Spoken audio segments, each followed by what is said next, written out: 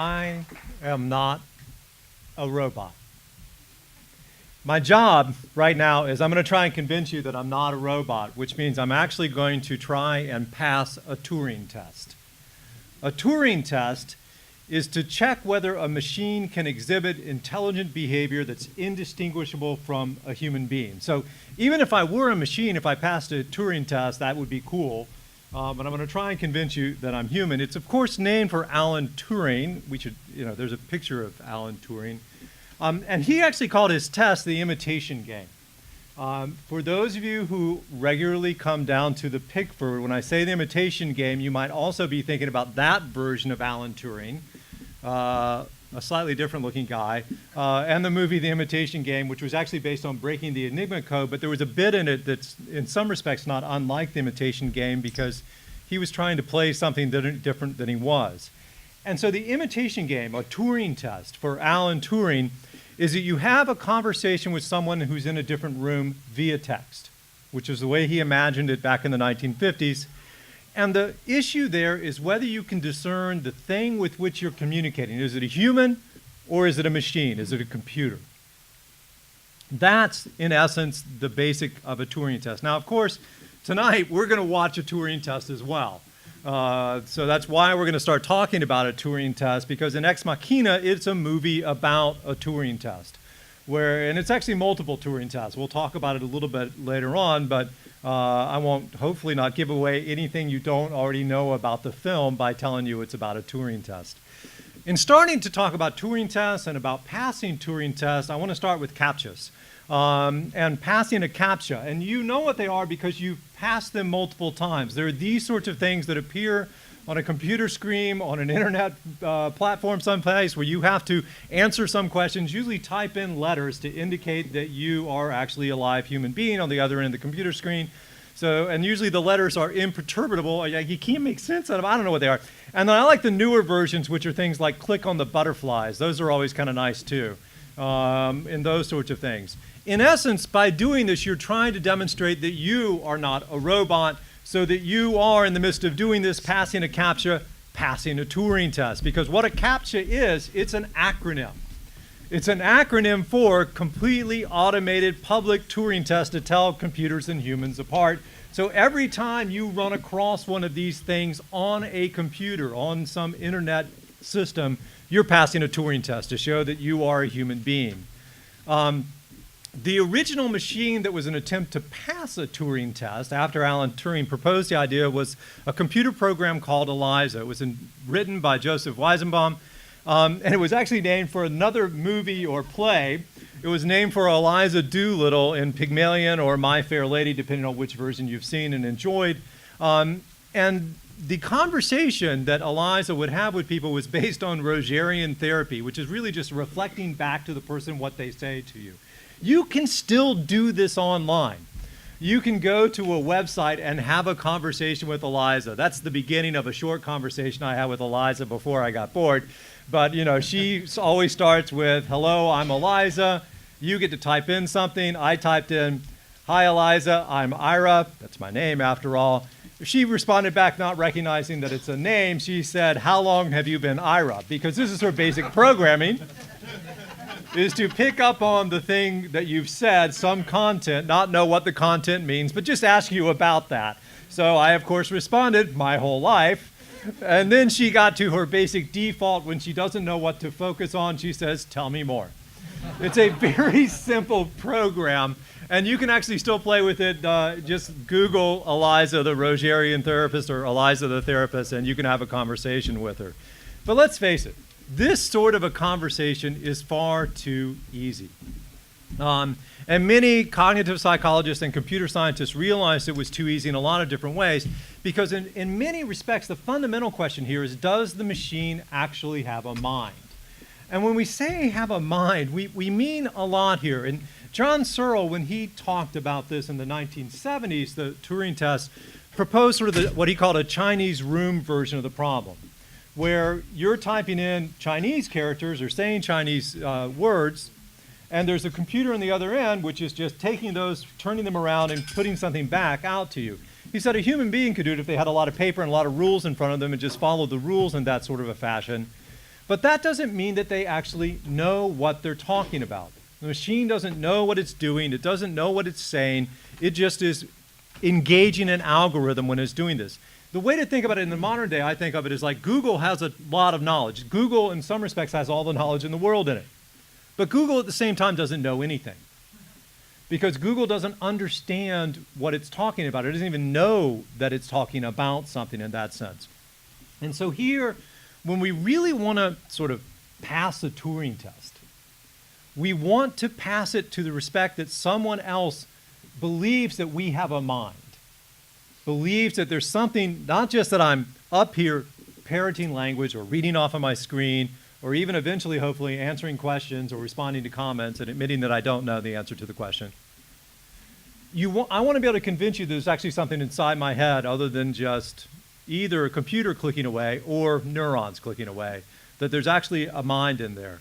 And so when cognitive psychologists and developmental psychologists talk about mind and theories of mind, the appraisal that you've got something in your head, this is that inference that we make that others have minds, that you have thoughts, that you have memories, knowledge, you have emotions, you have goals, you have desires, you have intentions. You have this thing called awareness. Importantly, the contents of your mind differ from the content of mine. This is part of what makes conversation kind of interesting, is for me to figure out what I need to tell you for us to be able to have an intelligible conversation. This isn't an automatic thing that humans do, and most other animals never really seem to solve this problem. With young children, it's tested with something fun called a Sally Ann test, and I can actually show you the cartoonish version of this. It shows up in textbooks. It's oftentimes done with little kids with puppets, and so you can imagine me having my two puppets up here. This is Sally, and this is Ann. This is Sally. She's playing with her ball. Sally takes her ball and she puts it in the basket. Now Sally leaves the room. Ann comes into the room and takes the ball and moves it from the basket into the box. Ann goes away. Sally comes back into the room. Where will Sally look for her ball? Okay, if you said the basket, then you have passed a theory of mind test. And you are at least at 4-year-old level, and you should like pat yourself on the back and feel pretty good about it. Because what you have to do in order to solve this is realize that Sally has a set of knowledge that remembers where she put the ball, and she doesn't know where the ball is now. Little kids, like 2-year-olds, 3-year-olds, it's in the box, and so Sally will look in the box. And you can play wonderful games with little kids. This is why little kids can't play hide and seek, by the way. They don't know if you know where they are or not, and it's just a wonderful failure of theory of mind and those sorts of things. They can't lie either, for the same sort of reason. But when we're thinking about something, whether that thing is a person, a dog, a cat, or a robot, artificial intelligence, when do we make that inference? When do we decide that it has a mind with these sorts of things in it that allow us to talk about it? And so in some respects, when we're having this conversation about passing a real Turing test, we have to pass it to the point where someone believes that we have something like a human sense of consciousness. And so when we think about that question, psychologists in my field have wondered who actually has consciousness, to whom do we attribute it? And really the thing is, how do you decide? Dan Wegner and his colleagues played an interesting game to try and figure this out with how people make judgments about this. They had you rate which of two things had more of some attribute, and they gave you choices. So they would pair these things up randomly, repetitively, so you were asked tons of questions, so that you would be asked about yourself, or a frog, or an adult man, adult woman, a chimp, a baby, a young girl, a 7-week-old fetus, a persistent vegetative state man, a dead woman, God, and critically a robot. And you were asked about various attributes. So which one has more communication ability, consciousness, desires, embarrassment, emotion, all sorts of emotions, pain, etc. They would ask you to make a judgment about to whom would you do something. If you had to decide to destroy one, which would you destroy? Who would you make happy? Who would it be more painful for you to harm, and these sorts of things? Who has a soul? And in looking at this, this is actually the graph from the published journal article. And by having multiple comparisons like this, they can plot out on a graph who kind of has more of whatever dimensions seem to add up to consciousness. And they note that up here in the upper corner, that's, women are higher, of course. No, it's just where they would fit. Adult women, adult men, and the hand pointing at you is you. Also, with lots of experience, feeling things and having those sorts of experience, or things like a baby, a dog, and a monkey. Lots of agency, but not lots of experience. Down there in the corner of the praying hands is God. There's a robot down there with some agency, but not much of experience. And then, persistent vegetative man doesn't have much experience either anymore, although some people think he does. But either way, what Wegner and his colleagues argue is, what's consciousness? Well, it's made up of a few things when we make a judgment about someone else. That it's having experiences, feeling things, knowing and having awareness. It's having agency, being able to act in the world. They also argued in other parts of their work that it has to do with the speed of behavior. If something is moving really fast, we don't think it has consciousness like us. If it's moving really slow, we also don't think it has consciousness much like us. And so both of those people treat somewhat differently along these types of dimensions. But if we really want to think about it, we have to think about, well, what's the nature of human consciousness? This is actually the work that my students and I worry about a good bit. What actually goes on in our heads? And I want to give you an example of sort of one of your sort of capabilities as a conscious being, and that is the ability to focus your attention. So I'm going to give you an example in just a second. We're going to play around with your ability to focus attention in a complex environment. I'm going to show you a short video, not the movie yet, of two sets of basketball players. Some are in white shirts, some are in black shirts. Your job, simply put, is just to count the number of passes of a basketball that the players on the white team make. Is that clear? Count the number of passes. All right, we'll try and get this to roll. It's an awareness test. Count the number of passes made by the players in white shirts.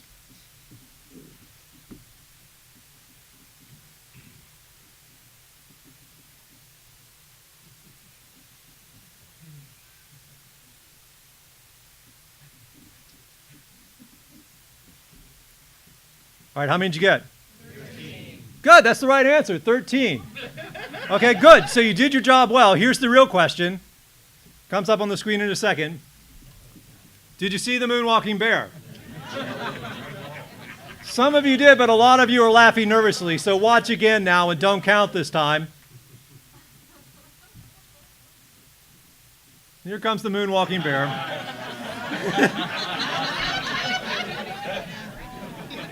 All right. It's easy to miss things you're not looking for. That work is actually based on original research by my dissertation advisor back in the 1970s. And it's a phenomena called inattentional blindness. The basic finding here with inattentional blindness is in a complex environment, when you're tracking lots of different things, you have a tendency, all of us do as human beings, to get selectively focused on one thing oftentimes. And we'll fail to notice something that's directly in front of us. A moonwalking bear, for example, or when you're walking into a crowded theater and you're searching for an open seat, you may fail to see your friend waving at you across the theater because that's not what you're looking for. I have a hard time seeing them. Yeah, wave at the people you didn't notice earlier. There's a nice related phenomena called change blindness, which is another sort of failure of attention. When you're focused on an event, you don't notice that something changes around you. And it shows up in movies a lot, where every break in a switch of a camera angle in a scene, oftentimes, since it's from different takes, there'll be different things in the setup, and we don't notice them at all when those sorts of changes happen.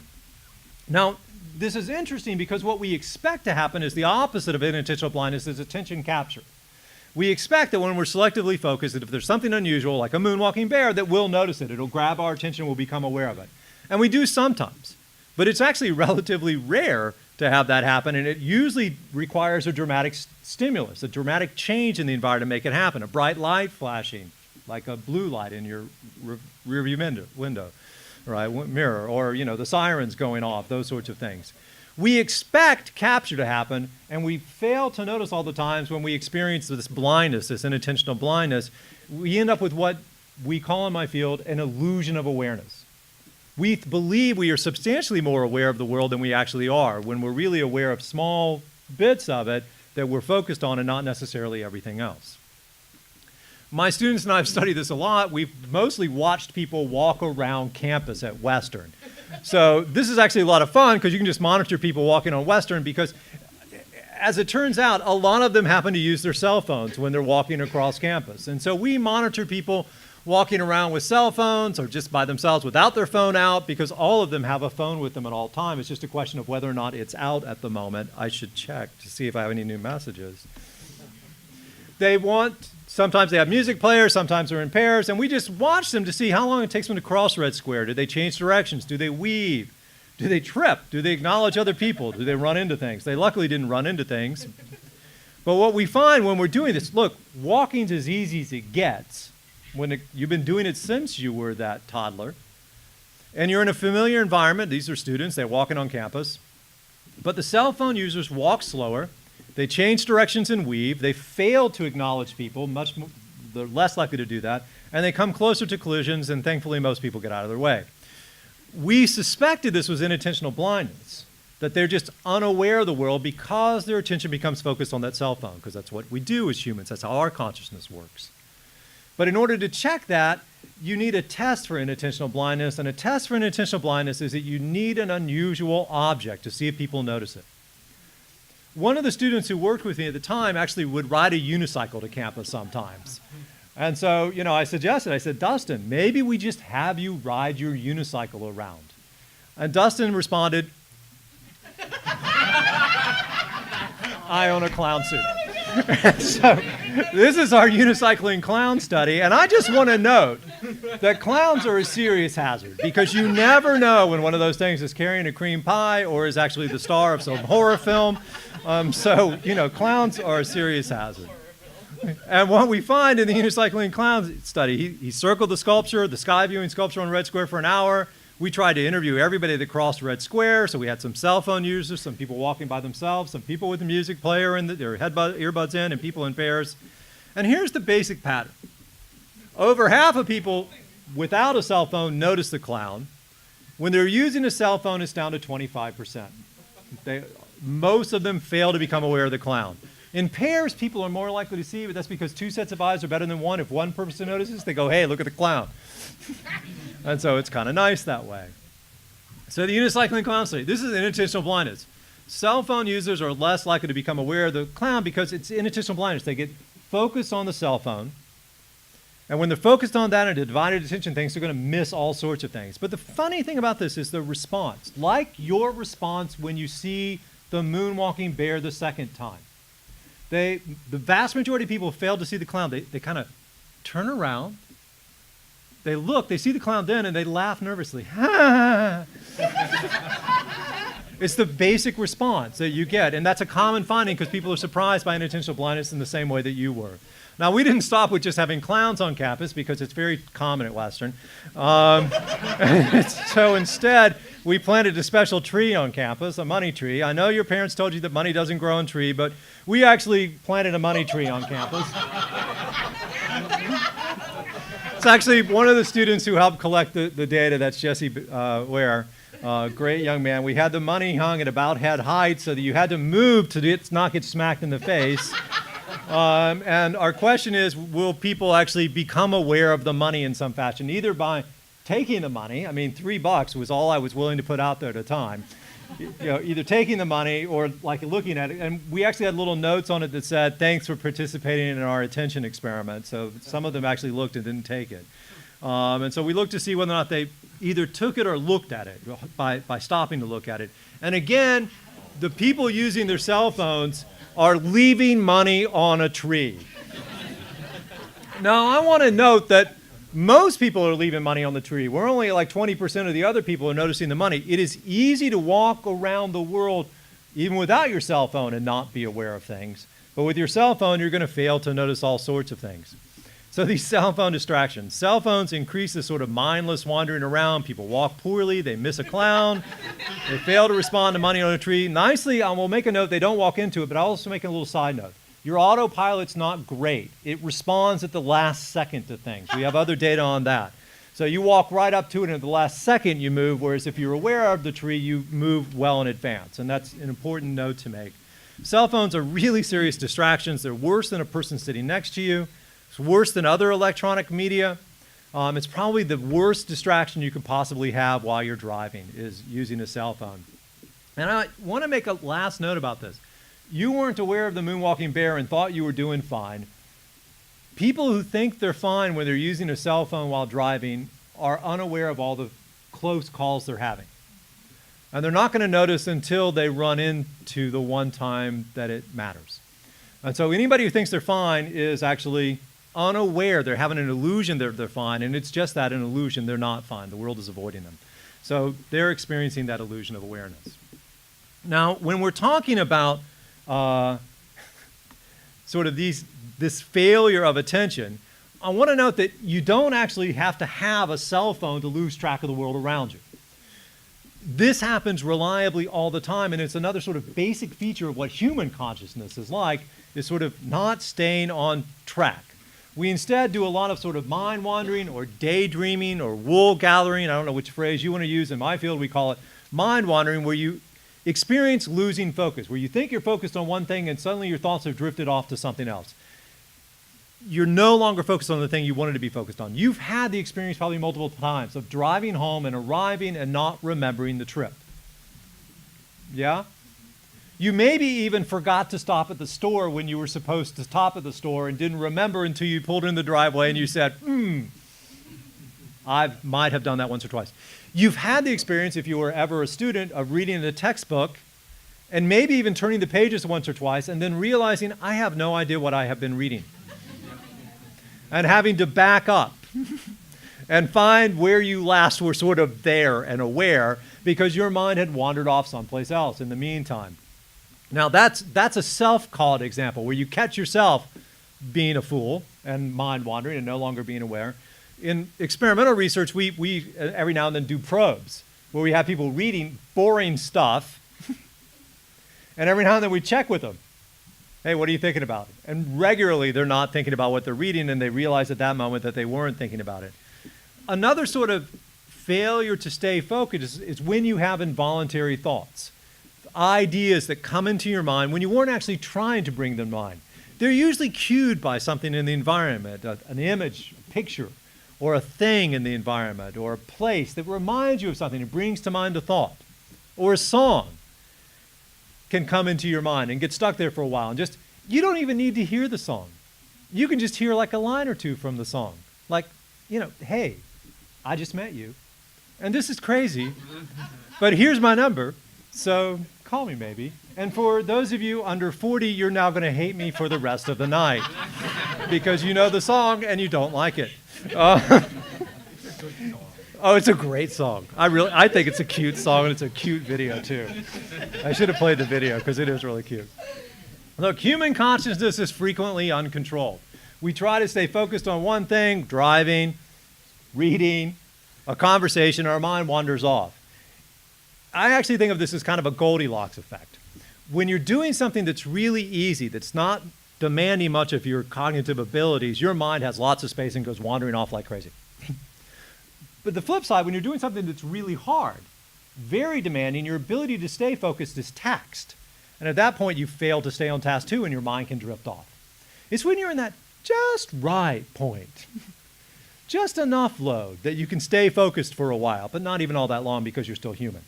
Now, the cool thing about all of this is that it's related to human creativity.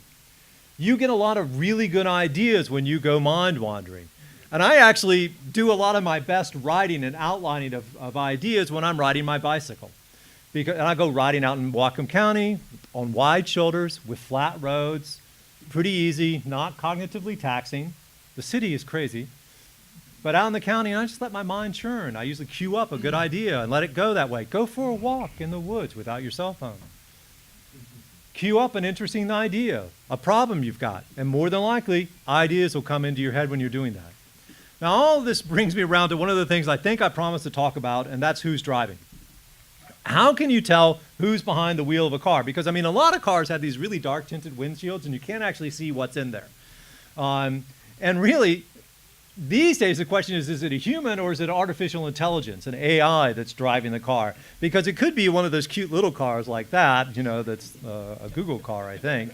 And in essence, this is another Turing test. When you're seeing that vehicle driving down the road, you see the behaviors and you have to infer whether or not there's intelligence and awareness behind the wheel. And frequently you infer that there's not because you're cursing the person.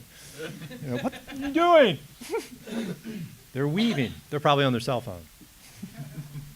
And let's face it, humans are lousy drivers. Because we are on our cell phones, we get bored and distracted. Sometimes we even drive while intoxicated. And then to make matters worse, driving is always a multitasking sort of thing, and we're not great at multitasking. You have to track the road, the other cars, your car, the pedestrians, the bicyclists, the trucks, all sorts of things. But in the best of cases, we're going to have problems doing this, and if we're using something else like our phone, we're going to experience unintentional blindness, and if we're on a boring road, we're going to experience mind wandering, so that we kind of lose track of what we're doing. All you need to do is drive to Eastern Washington to experience that. Straight, flat roads. Good luck with that.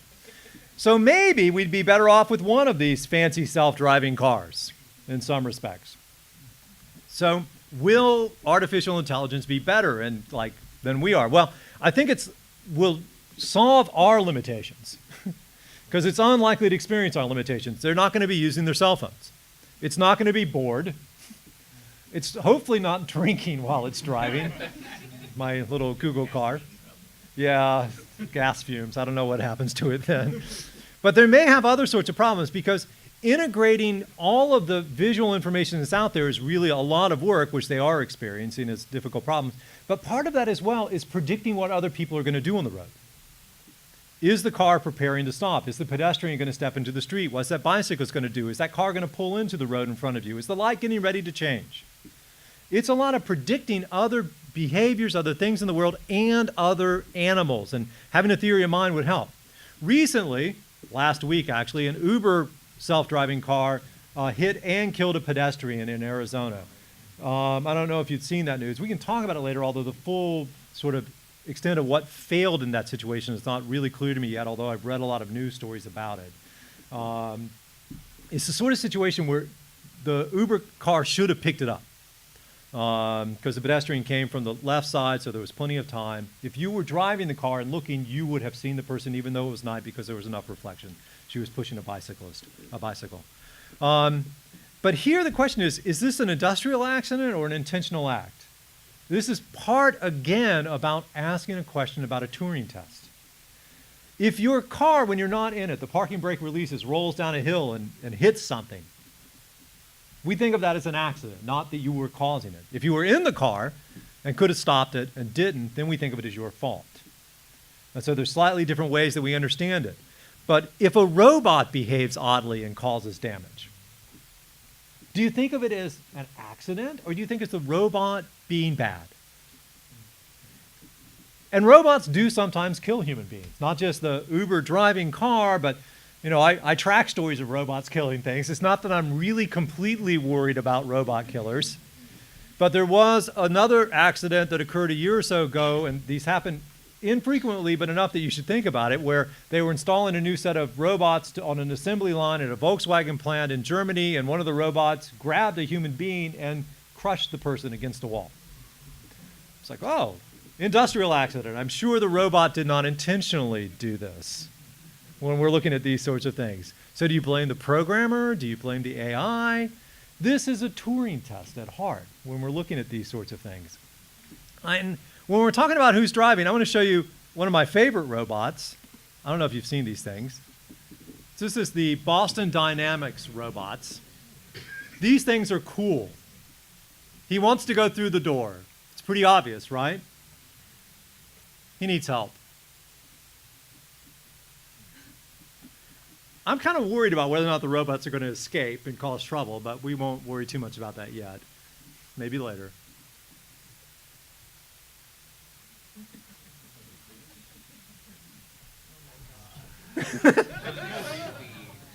It is kind of creepy, isn't it? Look, he lets his friend out too. He's a very nice robot. And so the question there when you're thinking about this is who's driving? Is it the AI? Is it aware of what it's doing? Is it the programmer who's done it? Is it somebody teleoperating the machine, which would be a very different thing entirely? But it's a Turing test no matter how you look at it about who's driving to this sort of stuff. And so I want to return now to the original Turing test. And that is, I want to talk a little bit about, can a machine pass that imitation game? Now, those self-driving cars are going to pass in some sense because you're not going to realize it's not a human in it. That robot looked pretty good. But the original Turing test is that imitation game. Can you have a conversation with something and be unable to discern if it's human or artificial intelligence? And Eliza can pass for short conversations, and she'll break down eventually, and you'll realize it's weird. You've probably had phone conversations with a supposed artificial intelligence on the other end, and it's frustrating as all get out, right? And it's pretty obvious immediately that it's not a human being, even if they add typing noises in the background to go with it, which I've heard. Alexa will interact with you if you have one of those. She answers questions. She misunderstands your requests. And she laughs at odd times, apparently, too, sometimes, and a weird laugh, apparently. But the one I want to ask you about is, can you recognize bots on the internet? Because there are a lot of bots on the internet these days. These are small little pieces of artificial intelligence, usually doing just one or two things. The sorts of things that they do is they create fake followers. The New York Times had a nice story about this in their Sunday magazine a couple months ago, where there are companies that create Twitter accounts and Facebook accounts, and they have them so that they will follow other people to up your number of followers, to make you look more important than you are. I need some followers for my tweets. And then they'll retweet you to raise the caliber of your tweets and bump you up, or vote you up in Reddit and these sorts of things. And this is important because people find and repost all sorts of information and misinformation on the internet. There have been studies about the 2016 election finding that people retweeted a lot of misinformation, and actually, and unfortunately, conservatives retweeted a lot of misinformation more frequently than did liberals, according to various analyses. And I think it's probably because more of the misinformation was targeted at them. I don't think there's anything special about conservatives or liberals on that respect. But misinformation is regularly pushed by organizations, and they use internet trolls and bots to push that information. They highlight misinformation. So this week in the news, there was an analysis of retweets on Twitter and polls on Twitter after the Russians poisoned the person, their former spy in London. And it's pretty clear what happened, but it's also pretty clear that Russian trolls and their bots were promoting alternative accounts of what happened and promoting them on the internet. And so someone tracked the various versions of these news stories through various trolls, and then all the bots that retweet those trolls. The algorithms, which are even perhaps worse than the bots, these are the things that suggest to you other things you might want to buy or other videos you might want to watch. They tend to actually be promoting extremes, so that on YouTube, the algorithm, if you look for various sorts of videos, it suggests the next video, and it tends to suggest more and more extreme versions of videos, which gets you down weird political rabbit holes sometimes, apparently. Ones I try to avoid personally. The basic goal oftentimes is to confuse debate, not just to persuade people one way or another, but to muddy the waters, so that relatively quickly after the Florida shooting at Stoneman High School in Florida, Russian bots were promoting weird pro-gun arguments on the internet through Twitter and Facebook feeds and other systems. The goal was not so much to persuade people as to actually confuse people, to change the debate there. And here's the thing, if you interact with the bot, these sorts of things that are just doing little small snippets of conversations and retweeting and reposting, you'll probably never catch it. Because catching it, having the thing fail a Turing test, requires a little bit longer exchange. Eliza's pretty good for maybe even several exchanges before things seem odd. These bots are going to pass for the short periods of interaction you're going to have with them. And so I'm worried a lot about our multimedia, social media landscape and the information, and particularly misinformation that's out there, and the way that it's getting voted up by things that aren't humans as a way of promoting those sorts of things. Now, I promised to try and stay on time, and I think I'm going to make it. I do have my phone just for that reason. I want to talk about the Turing Test in Ex Machina, because it's a great Turing test. The movie is all about a Turing test. I'm not going to give away the plot, but one of the key characters is a robot, in case that's not clear from the picture. The other key aspect of the plot is that your protagonist is charged with deciding whether or not she has a mind. So it's not just a Turing test, whether or not she can have a conversation. It's whether or not she actually has a mind. When I watched the movie, what was apparent to me, I watched it when it first came out, and it disturbed me for days afterwards. So I'm kind of worried about watching it again for the nightmares I might have. You know, robots really wig me out. But there's another Turing test, and the Turing test is actually for you, the audience. It has to do with how you see the audience, the robot, and how you respond to the robot as you're doing it. And so as you're watching the movie, know that it's about a robot, and it's about somebody giving a Turing test on the robot, but that I think the director had in mind a Turing test for all of us in the audience watching it. So thank you. I want to thank you for being here. It's going to be a good movie. I want to thank Western, which employs me and has done it for a long period of time, and all of my students who actually do all the work, and I get to talk about it. Thanks to Pickford for having me here, and I'll try and not answer any question that you want to pose. I don't know how long I'm allowed to talk beyond this. I'll go here. What do you teach at Western? I'm a cognitive psychologist. I study, actually, things that have to do with human cognition, thinking, memory, awareness, consciousness, which is why I worry about what you attend to at any given moment. I actually give people intrusive thoughts by singing bad music to them, or good music sometimes, playing horror films for them. We do that as well these days. Yeah, so that's the sort of psychologist I am. I'm an evil scientist in essence. I guess that. Yeah. I should work on my lap, right? This one's a bit specific, but I think it's also helpful for students. Why do you think it was that having music made it so that folks walking past the money tree were more adept to singing? Yeah, I mean, I'm going to give you two answers to the question. The first one is a statistics answer to the question, and that is that it didn't statistically improve, and so I would not make an argument that listening to music makes you more aware of the world around you. However, I'll give you a second answer, that if I had enough power, it might matter, ran enough participants, it might matter. Because I think that what the music does is it keeps you from mind wandering as much. So even when you're just walking along, I am really and truly an absent-minded professor. I can walk across campus and see nothing as I'm walking across campus because I am thinking about other things. And you know, with music, you're hanging around with the music in your head and you might not be mind wandering as much, and it might keep you a little bit more aware. I do recommend, if you're driving in Eastern Washington, to turn on the tunes. For just that reason, that it might keep you more alert while you're doing it. Yeah. Yep. I work for Western too. That's good. Yeah. Well, do you ever feel like a robot? No. I don't ever feel like a robot. There are times when I feel like I've given the same talk multiple times. This one's new. I've never done it before. It's not one of my lectures from class, although there are bits and pieces I steal from other places. But no, I never feel particularly robotic. I'm pretty confident I'm a human, that I passed the Turing test for myself. Did I pass for you? Do you think I have awareness? Yeah. Yeah. But some of this AI is very convincing. Yeah, I mean, I think that a lot of it is. And Can you repeat the question? the question was, some of the AI is really convincing, and I think a lot of it is. That those bots promoting things on the internet worry me a lot for just that reason. That there's such a short interaction people have with them that they are convincing at that moment. Because it doesn't take much to be convincing. Other ones can be convincing for short periods of time, but not utterly convincing. I'm not sure what I think about the robot dogs, the Boston Dynamics robots. They clearly are competent to move through the environment, which is a marvelous solution to some difficult problems.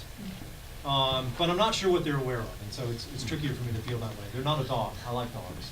I'll go here and then I'll go I back. guess mine was going to be partisan. Have there been any, so the bots that are posting these tweets or whatever the hell it was, Right.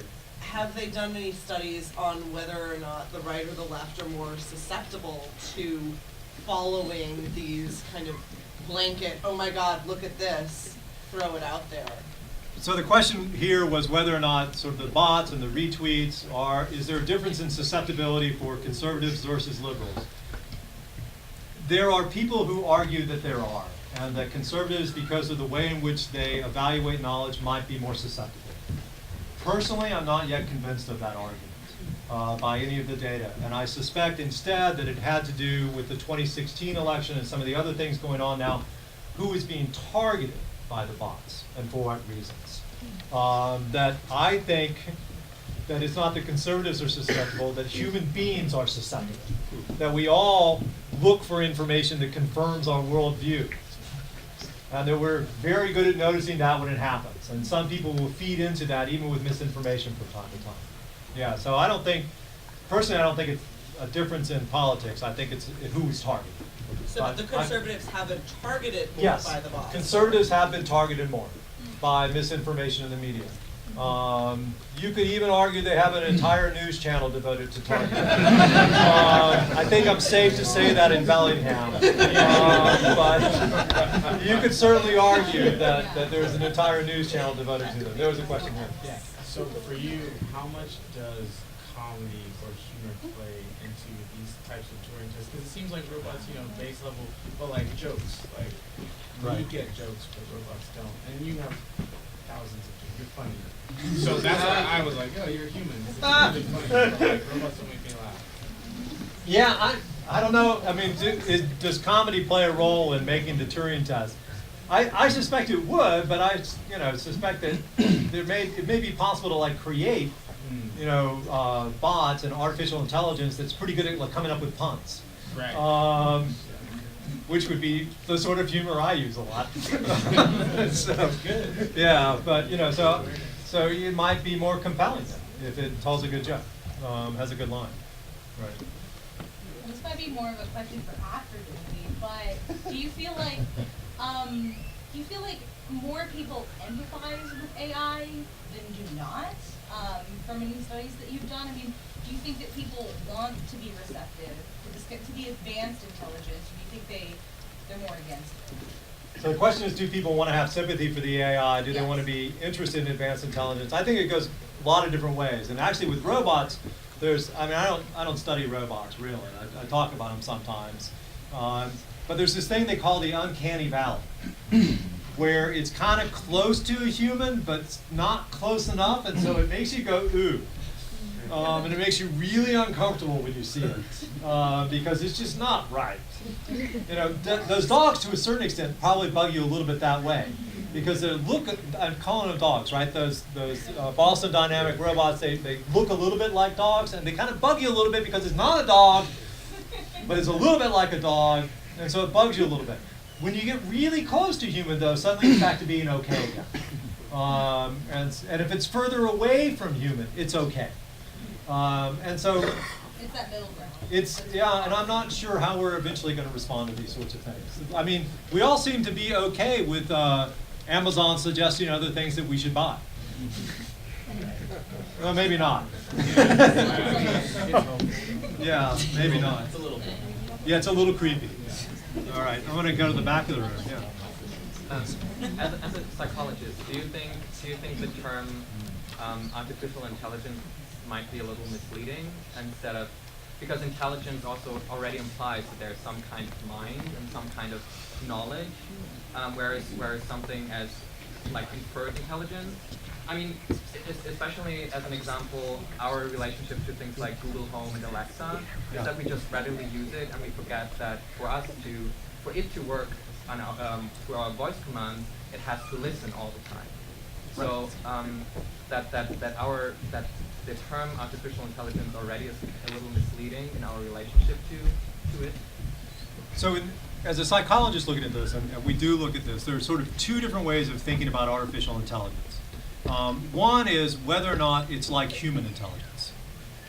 The second way is whether or not it solves problems in an interesting fashion. So almost any chess program will beat the heck out of me if I try to play chess against it. It's much more intelligent, it's better at chess than I am. There are computer programs that are better at diagnosis than your doctor is. And your doctor would be better at diagnosis if it worked collaboratively with some of these computer models in terms of doing this. I actually rode recently in a fancy new car with a fancy new form of cruise control. That's a type of artificial intelligence where you set a speed, but it also had the ability to track how far it was from the car in front of you, and if that car slowed down, it slowed down as well. So you didn't have to constantly be turning it on and off. And if you started to drift out of your lane, it would like beep at you. So it could help you in Eastern Washington survive, right? By helping you, notice when things are in front of you and stay in your lane. And so there's a way in which these forms of artificial intelligence can augment human capabilities and do already do a lot for us in terms of augmenting human capabilities and solving all sorts of problems. I mean, I can do complex statistical math problems and kind of get a weird joy out of it, but I also get a really freaky joy out of plugging the numbers into the computer and having the computer do it for me. And that's a form of intelligence as well. So every time we look at some of the things that computers do, it's a form of intelligent type behavior. But we don't, for those sorts of things, quickly infer that they would pass a Turing test in that fashion. But I think of it as having a consciousness like my own, or like yours, or even like, a dog. There was a question right behind you as well. I don't know if that's a satisfactory answer, but it's the best I got today. I was just pointing to him. Oh, okay. But there's another hand back here. Yeah, are you familiar with the Honolulu, the law that was passed a month or two ago? No, I haven't seen it. What do they do? Oh, wait, no walking with cell phone ones? Yes. Yeah, no, I did see that one. Yeah, and that's pretty indicative of inattention. Yes. I would be happier if they worried about the drivers. Let me be really clear about this. Anybody who's ever been one of my students, and I know there are a couple in the room, have heard me go up on a soapbox about driving with a cell phone. Cars have Bluetooth capability so that you can get in the car and it'll play out of your stereo speaker and you don't ever use your hands. And guess what? You're just as bad. Hands-free doesn't help. Sorry. Yeah, no, you're not. It's not what your hands are doing, it's what your brain is doing. It's what your mind is doing. And when your mind is in the middle of that call, you are less aware of the world around you. When you are having a conversation, telling it to send a text message, your focus of attention is over there and no longer on the road. I went and testified when Washington passed the first set of cell phone driving laws 10 years or so ago. I went and testified in Olympia, and I said, look, it's not handheld, it's just using the cell phone is the problem, anytime you're using it. And they said, well, why don't we pass that? I was like, I don't know, that's your problem. That's a political problem. The science is really clear. It's not the hands, it's your head that matters. Now mind you, I'd be happy with Google and Siri giving you directions on where to turn and rerouting when you make a mistake, talking to you that way because you're not having a conversation with them. And it's better than looking at your map, which is what I used to do when I was trying to get someplace. Or trying to memorize that ahead of time and then stop and look, which would be safer. But if you're trying to have a conversation with your cell phone to do anything, you're in trouble. And the walking business, I walk around with my cell phone out sometimes. If I come to an intersection, the cell phone goes down and I evaluate the world around me. You want to follow up? Yeah, Honolulu was leading the nation in pedestrian automobile accidents. And No, that's and why so we passed that. the question, yeah. So I mean, trying to encourage people to not use their phone when they're crossing streets, and I don't know. Yeah, so I can understand why they might do that, but I'm much more worried about the drivers. Slowing down speed limits also does a wonderful thing. Wherever there are pedestrians, those sorts of things. You're in the middle. I don't work for Western. I wish I did. It's a nice place. I hear it is. I've been there a few times. This is off topic. Uh-oh. But since you're a PhD psychologist, have you ever run into anything over your years of research in parapsychology that you couldn't explain? Any phenomena that you could not explain? No. Let me be really clear as well. There was a really cool paper published about, it must be 10 years ago by Daryl Bem, where he claimed to find precognition. And it turns out when you do a better statistical analysis of his data that he was actually playing funny statistical games with this data that he wasn't even aware that he was doing, and so the effects all wash out and disappear. So every time that someone thinks they have one of these sorts of things, it doesn't ever seem to hold up, and I've never seen any compelling evidence for any sort of parapsychology All that work out of Duke in the 70s? Yep, didn't work. Can't replicate it. If you can't replicate it, it ain't real. And so, no, I mean, I don't do that stuff. And there's Bill Murray in Ghostbusters, or who did the new Ghostbusters, But you didn't like it? I like both versions. Kate McKinnon, oh my God, she's wonderful. I'll go over here. So the chart you had up earlier talked a little bit about how experience and agency play into consciousness. If you take away, so agency kind of insinuates that we have free will. If you take that away and look from a deterministic perspective, Yeah.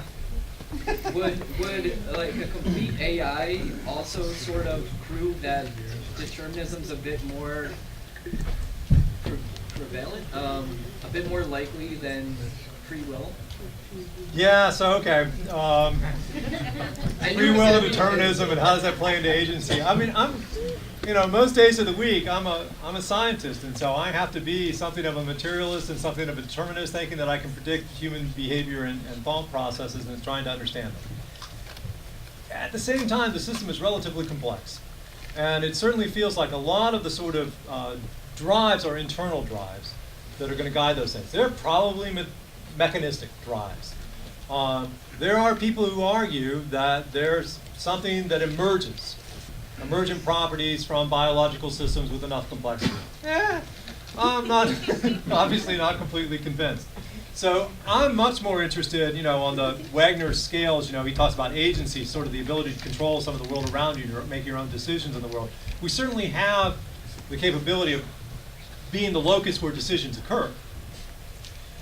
But I'm much more interested in terms of understanding consciousness and in passing a Turing test on that experience scale, personally, the sort of awareness, because that's what consciousness is that experience of knowing that I am talking to a crowd of people, and that I'm getting a head nod every now and then, which tells me that I'm being somewhat cogent, intermittently at least.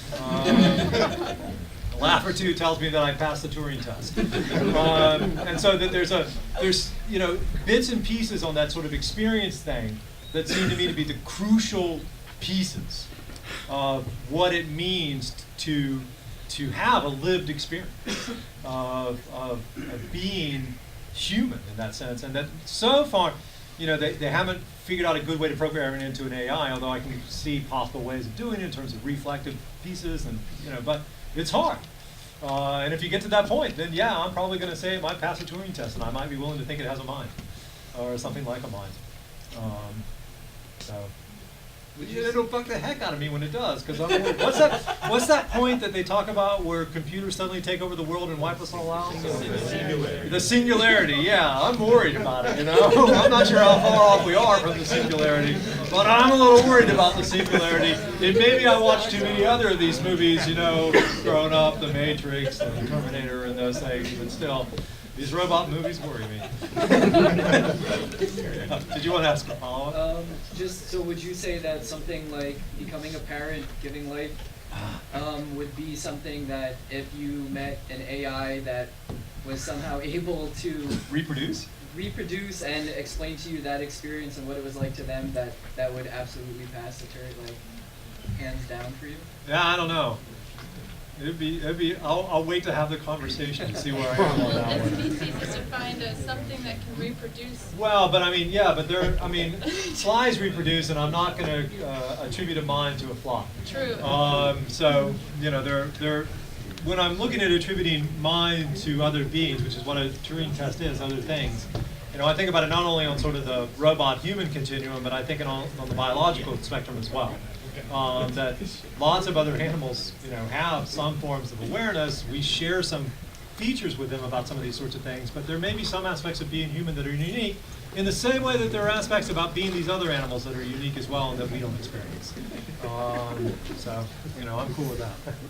And within the context, first time I watched Text Talking, one thing that I thought about, which has come up in this, is for us, being, life and consciousness and experience are all the same thing. But with all these AIs we're talking about, Alexa and things like that, that's not the case. Right. Their form and their mind are separate. Like when we think about Alexa, that's augmented reality. The box listening in our house is not the AI, it's an avenue to the AI. Computer programs write computer programs literally every day. Yes. So they're reproducing constantly, but that's not necessarily life. It's just that reproduction is a part of what we think of as life. So I think the question is not, is artificial intelligence possible, or does reproduction define it? It's like, when we think about artificiality, do we have to separate the idea of intelligence, reality, and life? No, I would agree with you, because there are a lot of different forms of intelligence. I mean, this is the question that the gentleman over here asked as well. We've got a lot of artificial intelligence floating around out there solving all kinds of problems for us, and continually solving new problems for us. The question here is fundamentally that experience and the awareness of what it is that I'm doing, that is still, in the best of the systems, missing. But the best of the systems is going to be in the movie. That's still fiction. That's still fiction. Yeah. Any other questions or comments? We'll come back over here.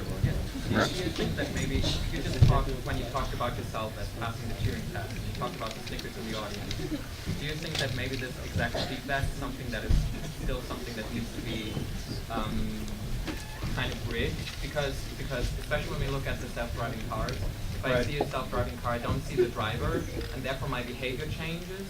Yes. If I would see a driver in the car, my behavior as a pedestrian or a bicyclist would change a little concerning the feedback.